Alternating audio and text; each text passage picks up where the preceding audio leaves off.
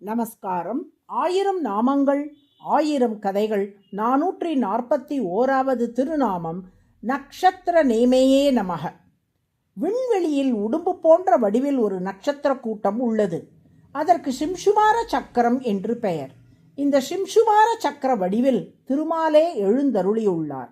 திருமாலின் நட்சத்திரமயமான இந்த வடிவின் வால் பகுதியில் தான் துருவ நட்சத்திரம் உள்ளது.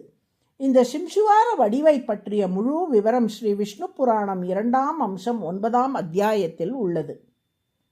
சுவாமி வேதாந்த தேசிகன் என்னும் மகான் காஞ்சிபுரத்தில் வசித்து வந்த சமயம், காஞ்சிக்கு அருகில் உள்ள திருப்புட்குழி என்னும் பகுதியில் வாழ்ந்த மக்கள் திடீரென கொடிய விஷக்காய்ச்சலால் பாதிக்கப்பட்டார்கள்.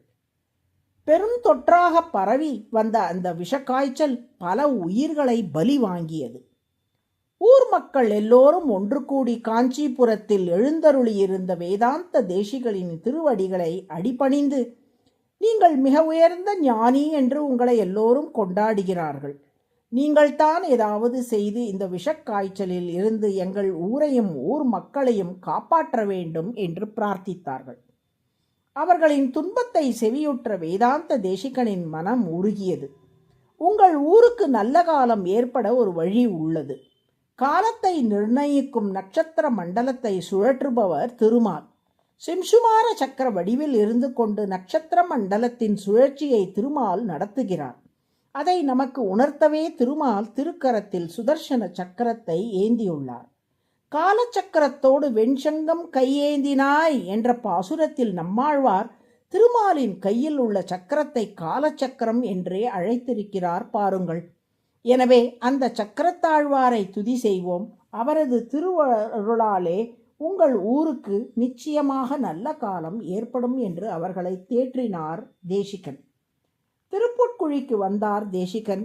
எனது குருவின் குருவான நடதூர் அம்மாள் 32 முறை ஜெய என்ற சொல் வரும் விதமாக ஹேதி புங்கவஸ்துவம் என்ற துதியை ஏற்றி சக்கரத்தாழ்வாரை துதி செய்துள்ளார். அவர் காட்டிய வழியில் 32 முறை ஜெய என்ற சொல் வரும்படி ஒரு துதியை சக்கரத்தாழ்வாரை குறித்து இயற்றுகிறேன் என்று சொல்லி, பிரதிபடஸ்ரேணி பீஷண வரகுணஸ்தோம பூஷண ஜனிபயஸ்தான தாரண ஜகதவஸ்தான காரண நிகில துஷ்கர்ம கர்ஷண நிகம சத்தர்ம தர்ஷன ஜய ஜய ஸ்ரீ சுதர்சன ஜய ஜய ஸ்ரீ சுதர்சன என்று தொடங்கி சுதர்சனாஷ்டகம் என்ற 8 ஸ்லோகங்களை இயற்றினார். ஜகத் அவஸ்தான காரண, இந்த பிரபஞ்சம் நிலை பெற்று இருப்பதற்கு காரணமானவர் என்று சக்கரத்தாழ்வாரை தேசிகன் இங்கே குறிப்பிட்டிருப்பதை காணலாம்.